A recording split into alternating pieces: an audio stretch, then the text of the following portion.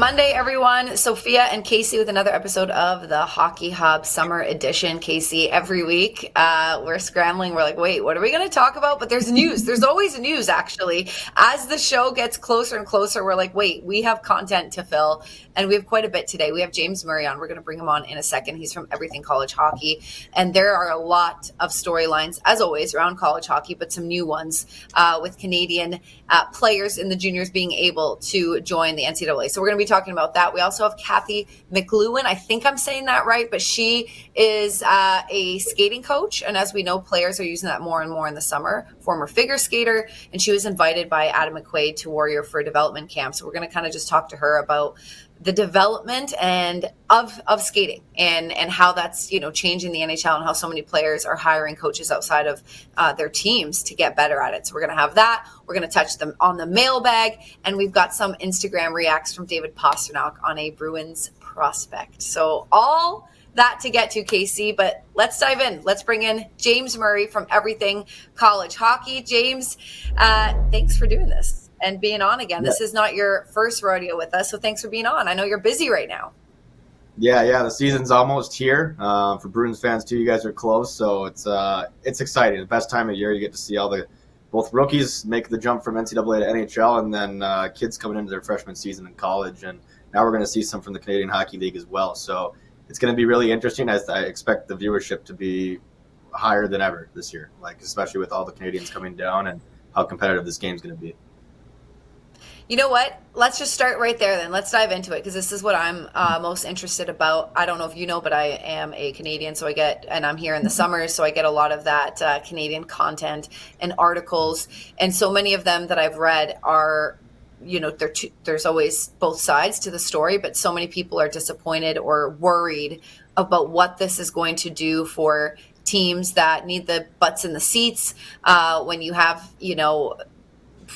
future number one prospects or top 10 prospects on your team, and then all of a sudden they're going and committing to Penn State, for example, like we've seen already happen. Mm-hmm. And there's the worry about what this can do for Canadian hockey. What's your take on that? I think, it might hurt Canadian hockey, but I think it's still a good spot to develop as a player. There's only so many spots in the USHL here and the NAL in the US, so it's still developing over there. I know kids that I train with in Minnesota here that are looking at Canadian markets to go develop before they get to college. So in that aspect, they'll be all right. But yeah, they're going to lose a lot of their top talent to college. And I thought it was interesting. Gavin McKenna was talking about just why it's good to go develop his game at college hockey. That it's heavier, it's faster, and it just prepares you better for the NHL. And kids now McKenna from Canada, Celebrini, Celebrini came and did that, and now is a great player for the Sharks already. So. But yeah, there's a ton of top prospects coming over this year. It's going to make college hockey so much more competitive, which is really going to grow the game. I think these teams that maybe don't have the top NIL dollars now that we're seeing that, will still have a chance to, like the Minnesota States and Michigan Tech, CCHA. They're going to get some Canadian players to fill their roster, and rosters are going to be harder to make though in the NCAA. So it's going to make it more competitive, and I think really bring up just the style of the game, just how hard everyone's going. So I'm excited. I love how many CHL players have kind of complemented the style and structure of college hockey. So let's talk a little bit more about how this competitiveness is going to help as a whole. Are we going to start seeing prospects coming in, just committing to about 1 year at the college hockey level and then moving on and actually being prepared for the NHL? Do you believe this level of compete is just going to make younger player development that much better? Yeah, I do. I think, from Gavin McKenna 1 year, I still think 2 years is the play for a lot of kids, whether they're coming from the CHL or USHL just coming up. But yeah, no, I think you gotta develop your game. You gotta find the best spot for you. And 1 year it's not a long time. That's only 6 months of a season to develop, and these kids are growing into their bodies. Gavin McKenna needs to put on some weight, but there are some bigger kids. Porter Martone, there's bigger guys that can really develop their game faster that already have that NHL body, but a lot of these players still young, 18 years old coming in. It's going to take time to develop and just mature and just to grow as a person. Yeah, so just to be clear, and I'm kind of workshopping this as I ask the question, but from what I understand, it's not like Canada's going to be losing guys right away. They're still going to play in Canada, but maybe in their final, it's kind of later in their progress that they go, and then they can now play in the NCAA. Whereas before, yeah, go ahead. Yeah. I mean, it's every player's story is different, but it's a good chance if you're not ready for the NCAA. Like, it's going to become so competitive, so you don't want to jump in there unless you're going to get playing time, and you know that, or have a good idea that you are. So, yeah, I think the Canadian leagues will still be good, but just not as good, I would say, because all the good players will be ready to leave to the NCAA and then eventually the NHL. So that's my thoughts on that. I don't think it's going to be, I think it's going to be okay. All right, you mentioned kind of size and maturing, so I got to bring it to James Hagens. The hype has been high around Boston, that's for sure. And the poor guy, he can't go one day without his name making the headlines, but at least most of it is positive. So let's talk about him basically saying that he will be back at BC, and now the competition level has ramped up, just what that could do for him, what you've seen out of him at Boston College, and like that next step that he can very much take without Ryan Leonard and Gabe Perreault being along his side. Yeah, it's going to be a big year for him to step up with those kind of names gone. But he's seen the people before him at Boston College do well, and with a coach like Greg Brown developing all those guys from Gauthier to Perreault, and Leonard, and you gotta think Hagens is going to just find his groove, and like what she already did the second half of the season last year, averaging a point a game. But this year is going to be crucial for him going against that better talent. And I think he's a really flashy player. He's got light on his edges, and just a good person overall too. He's got the confidence now. So like all those things add up at the end of the day. When you got a good coach that can develop you and who's done it for other guys, it gives the player more confidence too, and to really believe in their system with all the talent they still got coming in and having the roster already. Like, it's going to be a competitive conference in the Hockey East next year. We saw it really competitive last year, top to bottom. I think this year it's the same thing. So good league for him to develop in, and Bruins fans should be just really excited. I mean, his playmaking abilities, his hockey's IQ is just through the roof, and I can't believe he fell to 7th for the Bruins. So it's I think a perfect spot for him. He wanted to go to Boston, and he's ready to go. So I think one more year at BC, I could see him signing. Okay, yeah, so that's the question at hand. We've asked every guest, and we, get our comments on our podcast. There's so many different perspectives of, like, do you bring him up early? Does he have a year in college? He said a couple times he wants to win the Bean Pot. I also feel like, we'll see, like, rushing him. I don't see a point in that. But if it's not rushing, if the player's ready, we're all just going to have to see how it plays out, obviously. So we're all kind of guessing over here, but it makes the most sense, right, for him to have 1 year in college and then consider the NHL or the Bruins consider him for the NHL. Yeah, and we'll see where the Bruins are at the end of next season, at the end of next college season, I should say. But, if he wants to come back one more year, that's not going to hurt, this style of player either. He's just going to develop more and get stronger. So there's really no loss to the Bruins. I just think Hagens will be close to ready next year. I think he can get close to that 20-goal mark. He's going to get every opportunity next year, but a good chance for him to step into a Bruins lineup that he'll get a good be with good players, and it's going to just help his game. With the puck's on his stick already, he doesn't have to do much. We'll see. We'll see where everything lies at the end of next season. But I feel like if BC goes and wins a championship, he'll for sure be gone. He'll want to go to the Bruins, so we'll see. Yeah, I think he's ready to get going. We're going to talk about two of the jerseys that are behind you in a little bit, but I do want to pivot to another prospect that I think deserves a little bit more rave, and it's going to be Will Zellers. Now, had a little bit of a show out at the showcase, but love that he's committed to North Dakota. He's going to have Cooper Simpson there with him, but I feel like there's a number of guys that come out of this university and have great NHL careers. I mean, Parisi was one of them. Jackson Blake just signed a fat contract with Carolina, so you can see the commit. But what should we know more when it comes to Will Zellers, the USHL Forward Player of the Year, and just like how dynamic he is? Yeah, he attacks defenders and really good hands. I actually similar size to Jackson Blake, who you mentioned, and I see him being a player like Jackson. Different hand shots, but just going to attack the net and make opportunities for himself. And he's going to have a big fan base supporting him, and a team that is trying to figure out where they're going with the new head coach at North Dakota now. So, as far as Zeller's game, he's going to be a top level talent in college hockey, and Yeah, I mean, it's just, again, same thing, adding weight to himself, and just getting the experience playing against heavier, faster guys, and that's really going to take time to do, a couple of years at North Dakota, I think. But yeah, the Bruins got a good player in Zellers coming, so he's a great shot as well. So yeah. What do you, when you're, you've been doing this for a while, when you're watching for a transition from college to the NHL, and then obviously there's the AHL in between there, so many factors, and I know it depends on the player, on their skill level, who they're playing with, where the NHL team that they might be playing for is in their development. Like, are they contending? Are they in a retool like the Bruins? Blah blah blah. But there's so many factors, so it's a bit of like a open question here. But what are some of the biggest transition factors that you see among college hockey players when they go into the NHL? Is it just getting used to the speed and size, or is there more as well?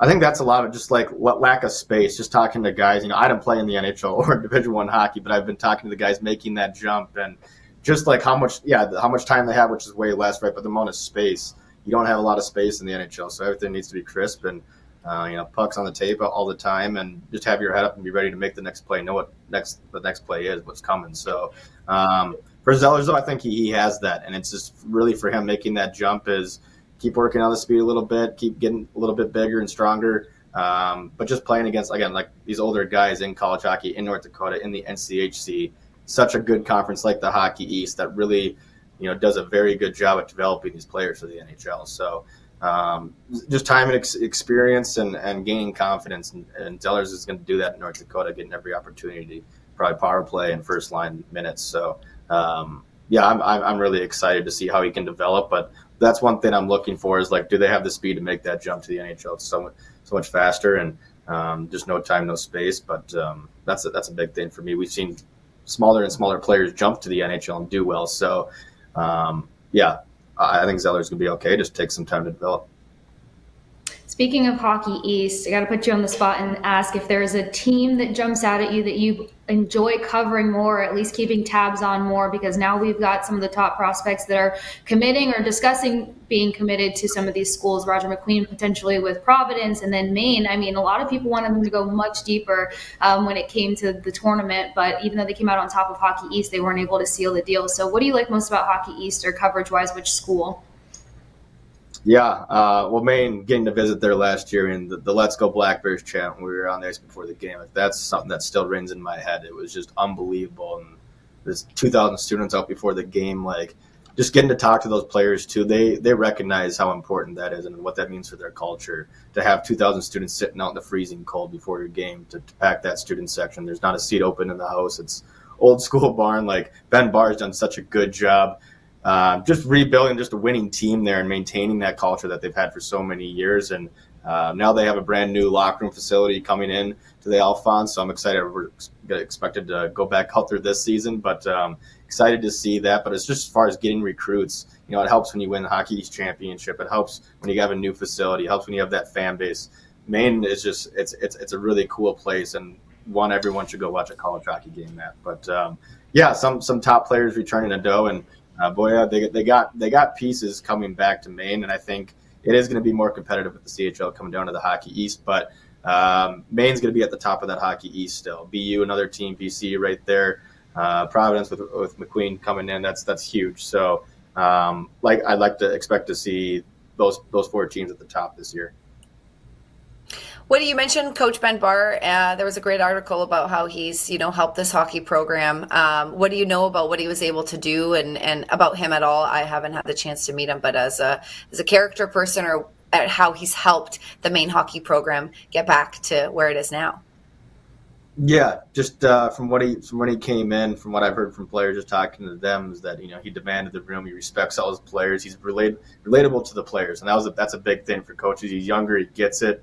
He understands what the players want, but what needs to happen at the same time, and just what the important parts of his culture is his team at Maine. He understands all of that. He's a really good guy, and he's proven to win, both at UMass and now at Maine. And he's done a good job building what his team needs. And so I'm excited to see all the recruits he's got coming in this year, and see what Maine can do. I mean, just bring that fan base to life and watching them travel to TD Garden last year, like that takes buy-in from not only the players but the fans as well. And just doing the live pregame show before the Maine UNH game last year, you can tell everyone's bought in at Maine, and Ben Barr's got a good grasp on it. So I'm excited to see what they can do this season.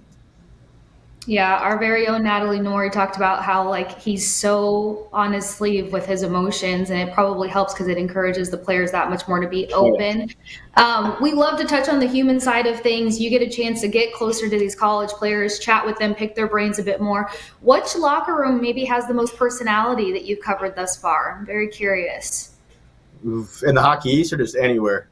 Anywhere. I'll give you anywhere. Anywhere. Wow, don't be biased. We were in a lot of locker rooms this year. Alaska Fairbanks is one of them. Trying to think right now. Let's see here. I thought of it because Providence has like a sick TikTok, and a lot of those guys seem Providence was good. Providence was good. No, a lot of really good kids on that team. Like every team's different that we walk into. There's the locker rooms, I mean. But Maine was another good one, honestly. Like the players they feel at home, they're light, and that has such a big impact on the culture there and who you have in that room.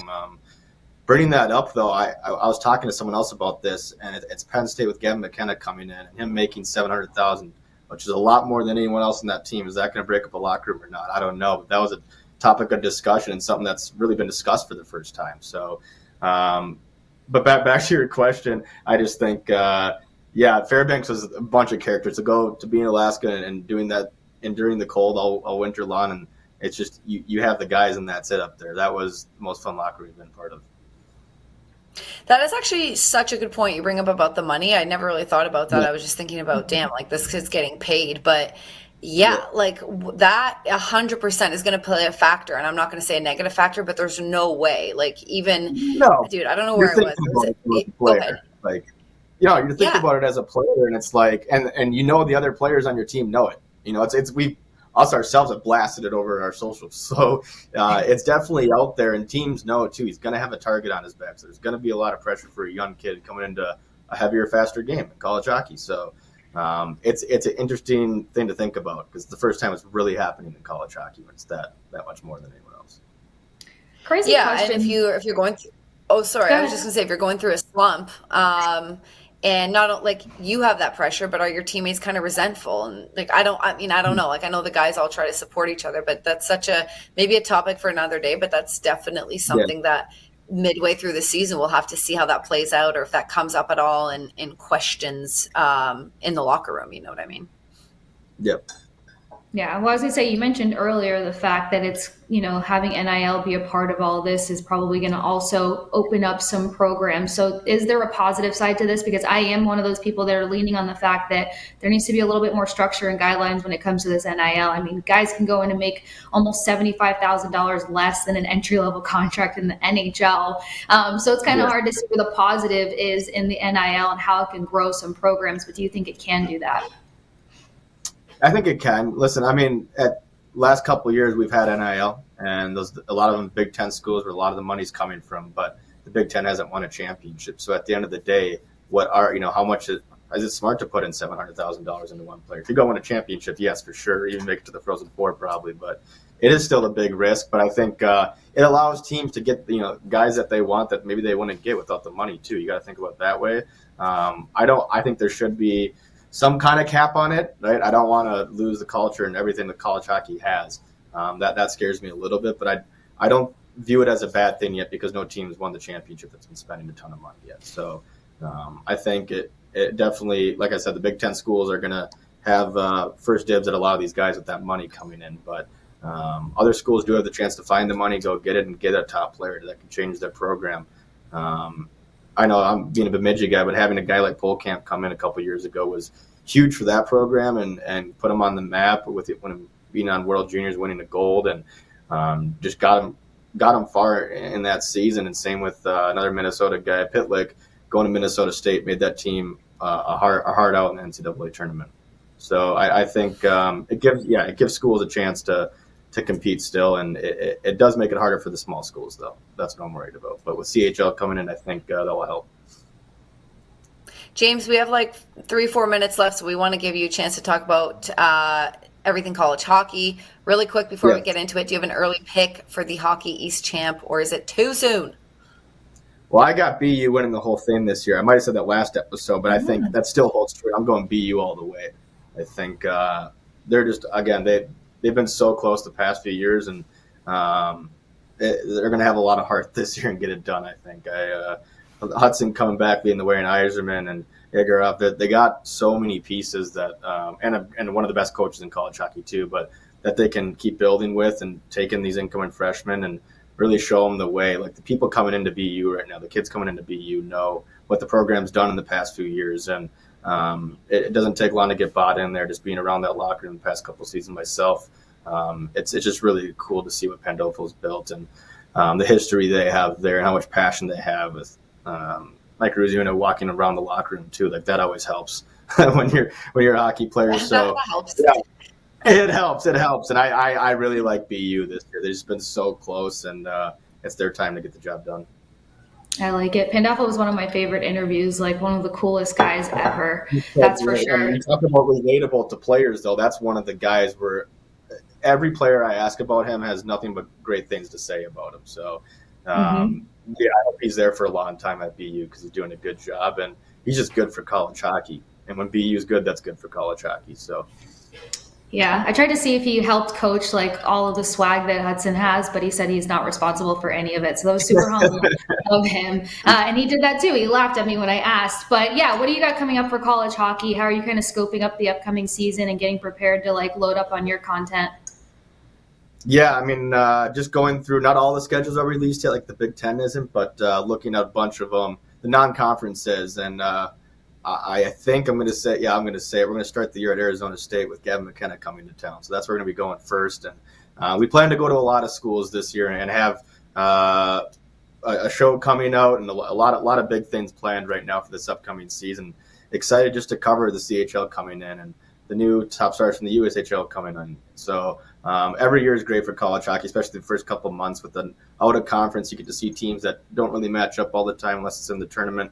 You get to see these new freshmen, and now the portal transfers, see how they fit into their new rosters. So, yeah, we're just really excited to get everything going again with it just being a couple months away, and hope to see a great season from everyone and get excited for the tournament in Vegas this year, Frozen Four. I'll be circling that on my calendar. They have a content kid for Arizona State, Hunter. Is it Fazen? Something like that. Some kid named Hunter who puts out great content.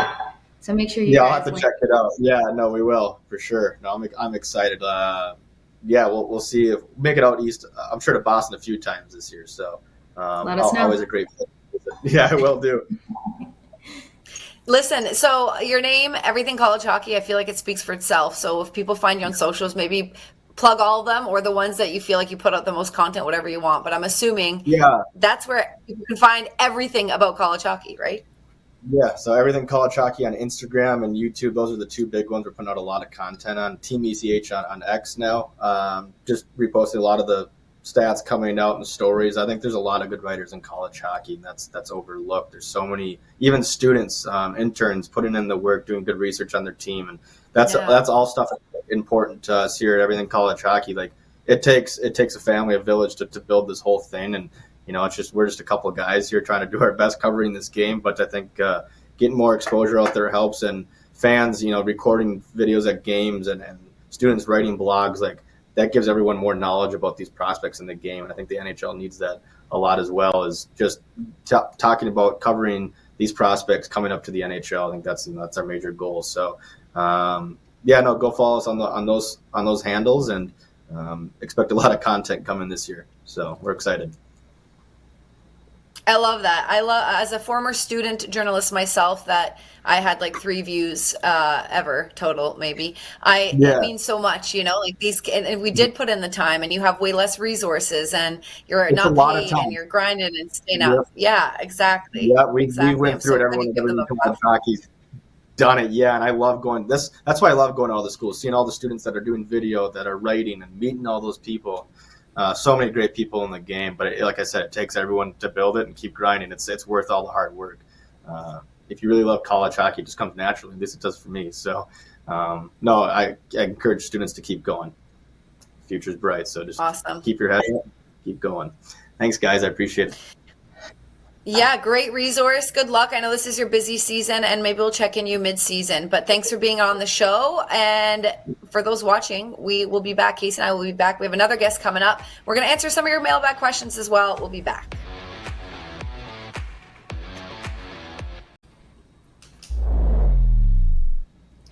Welcome back to the Hockey Hub. We just had James Murray on from Everything College Hockey. We're definitely going to have to get him on again, Kasey, because he's like a encyclopedia of information. The internet, or the chat GPT of college hockey, right? Yes, he knows everything, so we'll have him on. We're actually guest heavy today, which is great. We have another guest just waiting, so we're going to bring her on right away. Kathy McLlwain, who I met in the hallways of Warrior with Ryan Mujanel, the coach, of course, of the P Bruins, and he introduced us. Let's bring in Kathy on the show. She was a guest coach, I guess, for the development camp for the Boston Bruins. Adam McQuaid brought you on. Is that right, Kathy? And you were helping the guys with their skating. Yes. It was a great experience, and 4 days of meeting so many people, and everyone, the whole staff welcomed me in, and I got to do lots of interaction with the players and the staff, and it was a great experience. Well deserved, because you have an amazing resume. Why don't you go over, so fans can get to know you, guests can get to know you, how you kind of got to where you are now, which you coach several NHL players and have in the summers with their skating, but you were a figure skater yourself. And how did you make that transition from being a figure skater to then coaching NHL players? I guess I had two boys and they got into hockey.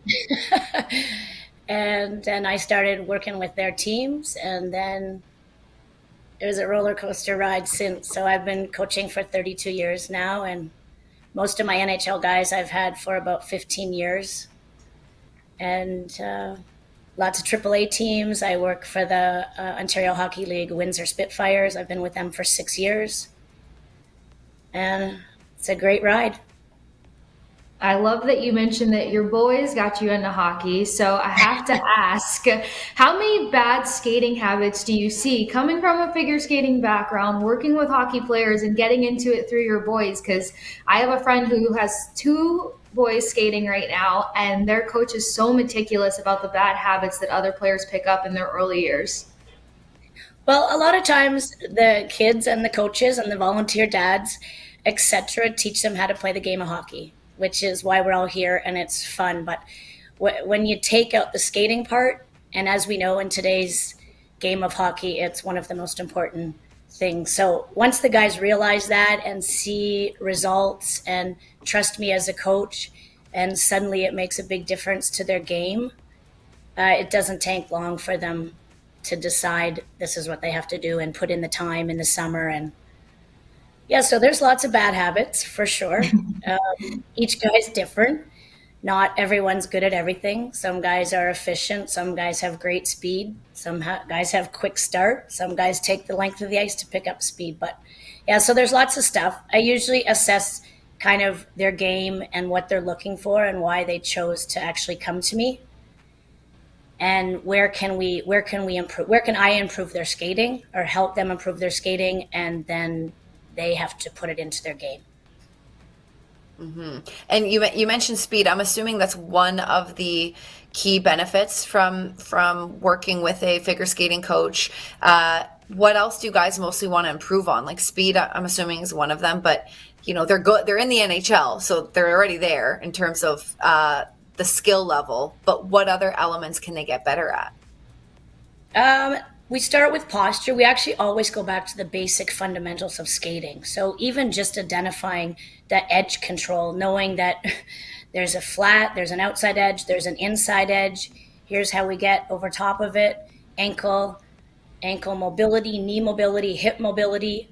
There's a lot of biomechanics, which is why I work closely with the coaches and the off-ice trainers and the doctors, if it be injury prevention or anything like that. So yeah, we get the athletes into a great, strong stance, learning how to improve their strength. And yeah, there's a lot more than speed, and skating's a big word. There's a lot going on. They want to work on small area? Do they want to work on foot speed? Do they need to work on efficiency, change of speed, change of skating pattern in a game? So they do come back every summer because in the summers I just work on draft. I just have drafted kids, OHL and NHL, because that keeps me busy. But in the winter I work with all levels and younger kids, and I really just find out what their goals are and try and get them to the next level, or do my part, stay in my lane, and do what I can to make hockey an easier game for them. Is it a bit of a humbling experience that you see from these guys when you do have to go back to the fundamentals? Because at Warrior, I actually work with a skating coach named Sasha. I thought I was athletic until she was like, we're going to work on inside and outside edges. And I was like, what are we talking about here? A few wipeouts later, we're still okay. But like, I'm thinking about an NHL player coming to you and being like, hey, I need to get stronger here. And then you got to go back to the fundamentals that sometimes as a professional athlete, you think you're past in a sense. I've had a few experiences. The guys know I'm passionate about my job and I'm here to help them, but I'm not going to work on what they're good at. So I kind of tell them that first, just so you know, I'm going to put you in some uncomfortable situations and stuff that you're not really comfortable with, because we already know what you're good at. So you're not paying me to work on what you're good at. We're going to find some awkwardness, some uncomfortable situations. And no, that's not a really great feeling. But they trust me, we create a good relationship, and it doesn't take long for them to see the results, and then they keep coming back. And what's the, like anything, you got to create a path, like a neural pathway, or you just have the repetition is very important. But I can imagine mid-game, someone's coming up behind you on the boards, you're trying to score a goal, you're chasing down a loose puck, and we're talking about guys who are playing on the professional level. They're probably not thinking about what you taught them, but they want it to be second nature. So how do they, and maybe you don't know, but maybe it's a question more for them, but how do they create and develop this new pattern or this new way in mid-game? Like, is it just reinforcement over and over and over again in the summers, or what's the best way to incorporate that and not go back to the bad habits? It's reinforcement, it's consistency, it's repetition, and it doesn't happen overnight. Right. So when they come to me in the summer, like, they're not focused on the systems and the power play and the breakouts. And I'm trying to work on their game as far as how are we getting out of the zone? How are we getting through the zone? How are we changing speeds? How are we changing direction? So when they go back to their team, like you said, that's all second nature. And then they have so much more to focus on, getting hit, receiving the pass, giving a pass. So yeah, most of my clients are returning, and like I have the Bo Horvats and the Boone Jenners and the O'Reillys. They return every summer. McCann, yeah. So the longer you don't do it, the more the natural it becomes, and they have to do it in their game. The young ones have to do it to get to the next level, and those guys have to keep their contract because the new guys come up. And so everyone has a different path, everyone has a different journey. I have great relationships with all my players, and everyone's different and everyone has different needs. So each player is different. We have goals at the beginning of the summer, and it's a short period. They need to take a rest time and recovery.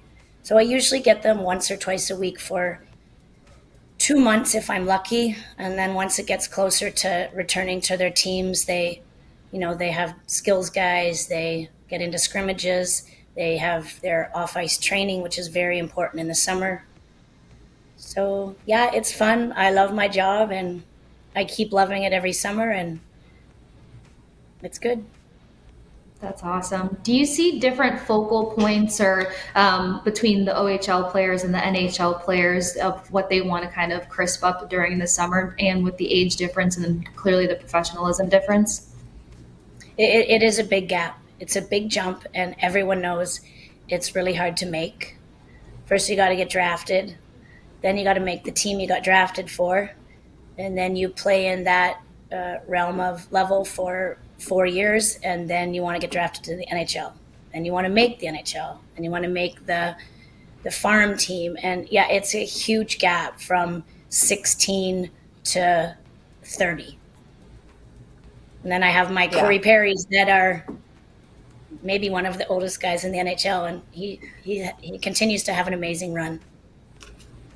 You were obviously invited by Adam McQuaid to the Bruins Development Camp. So what kind of a program are you building for those kind of guys, and what did you have them going through? Because it was only 4 days. It was a holiday it's normally at 5 days, but a 4-day quick program. What kind of program did you build and have them execute? I didn't actually know what I was going to get, so I just kind of went with an open mind and hoped that I would be able to get a few opportunities, and I did. I got to work with all the prospects, which is the kids and level of kids I work with all summer long. And then I got pulled on to work with 4 or 5 of the Boston Bruin guys during the whole session. But yeah, I worked on edges. I pretty much worked on inside, outside edges, low base shuffle, maintaining speed through the zone and change of directions in small areas. So kind of trying. I didn't have a lot of time, so I had to squeeze as much as I wanted to share. But the staff was amazing. They have a skating coach, Tom Ford. He was maybe one of my favorite people I met in the industry. I'm self-employed, so it's fun to be around an organization like Windsor is good to me, and Boston, and meeting so many great people. The doctor, the sports nutritionist, all the physiotherapists, was a really great event, and the staff was so welcoming. All the coaches, most of the coaches were there from Providence, Ryan and Trent, and the staff, the equipment managers. From beginning to end, I was treated like I was part of their staff. And I guess the head coaches and Don Sweeney, they were involved in the draft. That I think the draft was going on, the trade deadline. So they were around. They were busy. Around. So I didn't really get to spend a lot of time with them, but everyone else was excellent. What a great organization, and even just the history of Boston itself, and the icons of Bobby Orr and Phil Esposito, and they're kind of my generation, I guess. Yeah. No, I can tell it's quite an honor for you. Go ahead, Kasey. Yeah. Yeah, one hot seat question. You mentioned working with the guys on edges, and James Hagens is known to be very light and methodical on his edges. Do you recall any other players that surprised you when it came to skating, or just kind of like quickly developing through those 4 days, as Sophia mentioned, because it's a bit quicker than normal? I love the Sweden guys and the Europeans. I'm not sure. I spent a year coaching in Finland, over there in the Scandinavian countries, and they are good skaters. They are some good skaters, and I notice it. It's very easy for me to identify once we get on the ice with them if they've had a skating coach or not. So yeah, there was some good skaters. I did like the European guys and the Swedes, and easy to recognize you have a skating coach for me. Very cool. Well, I mean, no, and that's what you want to hear too.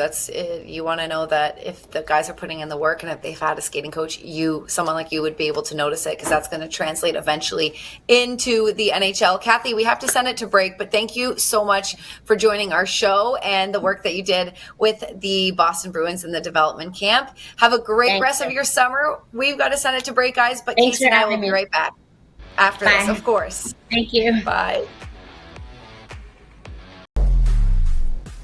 Welcome back to the Hockey Hub, everyone. Sophia and Kasey here with you. We had a couple of guests on. Neither Kasey and I are wearing our Hockey Hub t-shirts, but we will. Mine I left in Boston, and I'm in Canada.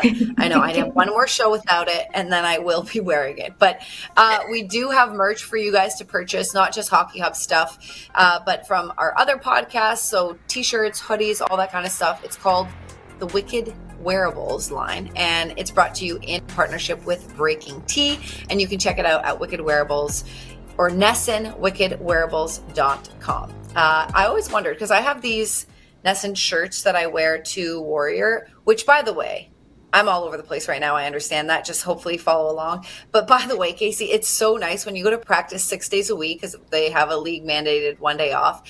And you're like, what do I wear? I wear the same thing. Yes. And it's my Nesson. I have a couple of hoodies. So like I have a hoodie, a zip up, a t-shirt, and a polo. And I'm like, I don't think about it. I have my Lulu pants on. I wake up, put my clothes on and go. But even some of the players were like, I really like, where do I get one? Where do I get one of those? Like Charlie Coyle, who grew up here, and Matt Gris, like maybe not some of the guys that aren't from Boston, but the ones who grew up around Nesson were like, I want one of those. So if you're one of those people that wants to have some Nesson swag, that's my humble brag and my promo for getting our t-shirts. I think I did a good job. I think it's very realistic. No, you did a great job because that's where I'm struggling right now. I've only got like 2.5 Nesson polos and jackets. And then by day 4, I'm like, I need clothes and I need to not think about said clothes. So I totally get it, especially when I've been living at Fenway for the past week. So I know we're not going to really talk about it on this show, maybe at the end to wrap, but you're going to be a sideline for the all female broadcast. So I'm so excited about that for you. Why don't we wrap the show with that and just your prep? But we do have some Bruins stuff to get to. So I don't even know if this is news anymore. I feel like I'm just going to wake up once a week and Zdeno Chara is going to finish an Ironman or a marathon or whatever the heck he's doing, but still absolutely crushing it and killing it. Another day, another triathlon complete for Zdeno Chara. Big Z completed the Alpe d'Huez triathlon in France. Oh my God, I speak French and I butchered that, which included more than 1,100 feet of elevation. Real talk, doing that in the Alps is absolutely wild. And I wish I had a tally or a running poll of how many marathons triathlons or marathons he's done. But we got to start getting a counter because he's up to at least over 10 since he's retired. I think I feel like every week there's a new one, but I don't know, Kasey. I don't think you had a chance to meet him. Did you ever? No, briefly at Fenway for Bruins theme night, him and Tuukka Rask throughout the ceremonial pitch. But no, I didn't get to meet him or really talk to him to the extent of normal coverage. But I will say, you already kind of from the outside looking in heard about his commitment to all of these triathlons and the running and the prep that all of this takes, especially when you go into altitude. I mean, when I went snowboarding in Colorado, I remember my guy friends who were both in the medical field were like, you need to take altitude pills and do all these things. I had to prepare just to go have fun on mountains, and he's going and running triathlons with these insane altitudes. So yeah, it's pretty wild, but it's amazing to watch just his commitment. Yeah, no, he's definitely not one of those guys that is sitting around and putting on LBs after retirement. And I know that that's hard for a lot of players, so I'm not saying that in a rude way, but like you stop playing and you're used to eating, thousands of calories a day. And then all of a sudden, I know a lot of guys struggle with that. Big Z is keeping it all off. And I'm sure in about a couple of weeks, we're going to have another tweet to show you guys about him completing another triathlon. So a couple of weeks ago or months ago now in June, when the Panthers won the Stanley Cup, Kasey and I were on the show together and we were like, oh, good for Brad Marchand. And then like the next week, I think we're like, okay, I think we're done with the Instagram. Sally's, remember we were like, okay, we're kind of over hearing Sam Bennett at the Elbow Room. Like it's kind of, I'm done. Yeah. But we do have to address it again, and in a way that I'm okay with, because as we know, every player gets their day with the cup, and Brad Marchand had his over the weekend, or maybe it was a weekend or whatever, his weekend with the cup, but lots to show you. The Stars definitely pulled up, and so Nathan MacKinnon, Sidney Crosby, East Coast boys, they pulled up to Brad Marchand's Nova Scotia Stanley Cup celebration. That's on Nathan MacKinnon's Instagram. So I love that selfie there. And then Chris Kelly and Adam McQuaid, currently on the Bruins staff, celebrating with their boy. What a crew. Yeah, I mean, like, I love this. He looks like a little kid in their arms.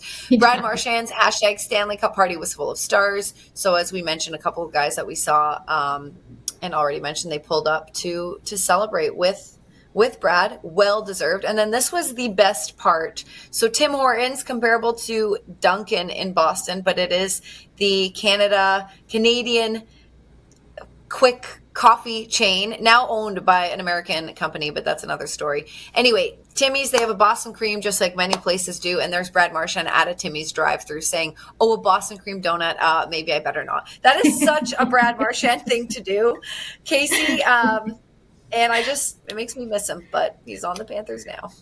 I'm jealous that I didn't get to be around like the infamous one-liners that he just happens to drop. Like you hear about it from a distance, but you guys get to be up close and personal with it. But I mean, he's a bit of a content king. He's been dropping great one-liners since the trade. Sorry, Boston. But I love to see how many people really did pull through and like go to celebrate him, and the merch that was going around of the BM stuff and all the guys that were ready to wear it. So a class act for the league, and somebody who I think is just like taking his personality or like the openness of his personality to the next level since becoming a Florida Panther. By the way, I am a Timmy Hortons gal. I learned about that as a kid, and that is currently what is in my mug. Yep. Wait. From someone who's from Tampa, and I know you've traveled all over the place and lived all over the place, but how did that come to be? Because normally it's only like Buffalo or border states that know about Tim Hortons. So how the hell did you get into Timmy's? A really, really good aunt by the name of Auntie Grace, and she's actually from Vancouver. So a lot of Islanders, like my mom is born in Trinidad, and like her cousins, they all either went to Vancouver or outside of Toronto. So like when they came for family outings and stuff like that, my Aunt Grace would bring her own Timmy Hortons like coffee to brew in the mornings when we had family events, and then it put me on it. So I have to order it through Amazon or the Timmy Hortons website. And then my ex-boyfriend's from Minnesota. Timmy is very big in Minnesota as well. Okay, I didn't know any Americans that knew or liked Tim Hortons, so you're my new best friend. Side note about Brad Marchand really quick, because I knew we were prepping for the show. I just wanted to go over his Instagram just to see if he posted any stories or whatever with the cup celebration. And then I clicked it and I was like, holy cow. I think it's like 456,000 followers, so almost 500,000, which okay, isn't that much, but for a hockey player, it actually is. And I am trying to think about what he had with the Boston Bruins. I think he was around like 150, 130. And the only reason this is relevant is because I had a theory, and we talked about on the show, that he just became all of a sudden more likable because he was for a career with the, rat with the Boston Bruins. And it's like, oh, people had only seen him with one team in one light, and of course his own teammates would love him. But then when they saw that how he joined this already hated team, the Florida Panthers, who had a bunch of brutes and so on and so forth, and how he was adopted by them and how much they loved him and what they said about him. And then obviously they made it to the final, so he got so much coverage. But like I think his likability has gone from a 2 to like an 82 or wherever he's at, and that's just going to be good for him after he retires, which he's got this super nice long contract, but for brand deals, for TV deals, like this is one of those things that was so hard for him, but probably the best thing that happened to him. Yeah, you actually called this about the fact that people are going to be able to see a little bit more of like who he is without having that like unlikability attached to his name. And I feel like by early round in the playoffs, a lot of that fan base gravitated towards him, defended him, protected him, like took him fully under their wing. And while Florida's trying so hard to become, even bigger in the hockey realm, like the endorsements that hockey players don't really get, the attention that they don't really get, the familiarity they don't really get, like he's now in a fresh place where they're making it their mission to put hockey on top with like the footballs of the world and the baseball of the world. So it's going to be a really cool closeout to his career, one would say. And I'm part of a team that's just very loud when it comes to personality, but like they support each individual personality there. Absolutely. And I have no doubt that Brad Marchand has brought new fans to the game. So Gary Bettman better be happy because he's putting dollars in their pockets. You're welcome. Kasey, yeah, you're welcome. Exactly. Kasey, we got to go to break again. We'll be right back after this to wrap the show.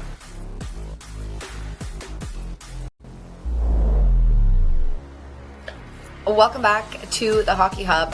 We're going to wrap the show as promised with the mailbag. We only have time for one comment, I think, because we went off a little bit. But this coming from Mark Rum and it's on Mark Rum on James Hagens, and he says he's arguably already the second best forward in the organization. So, okay, lots of hype around James Hagens, and we can go whatever direction, Kasey, we want with this, but we just want to mention that David Pastrnak, so on Twitter, on X, there was a video of him making a pass that led to a goal.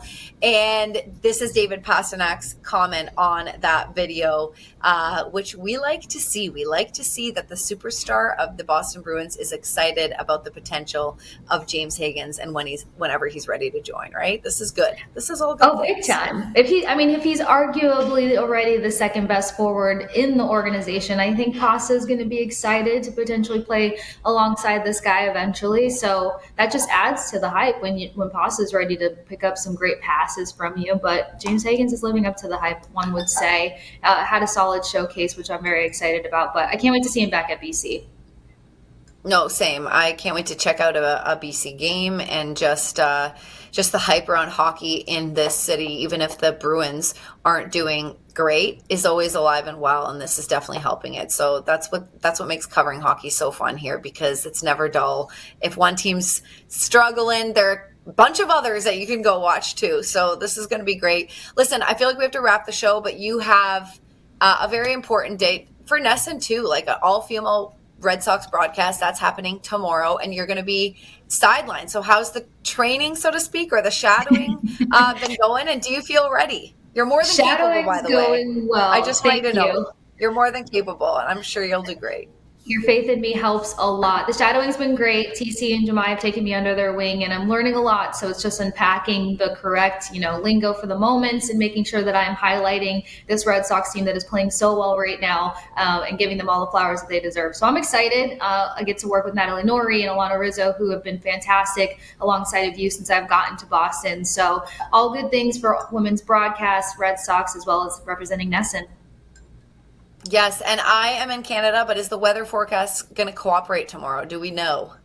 Yeah, it should be beautiful. I think the high is like 77 if everything stays accordingly. So that's like 60 degrees for a Floridian. I'm loving it. Okay, well, I can't wait to talk to you about your experience with that. Before we wrap up the show, do you like Timmy's dark or light roast? Ooh, dark roast if I have the brown sugar oat milk creamer. Okay. Very specific coffee order over there. You're going to need lots of it over the next couple of days. You had the show, you've got the broadcast. Good luck with everything. Guys, we're saying goodbye. We'll be back on Wednesday at 10 a.m. Thanks for joining, and we'll see you then. Bye.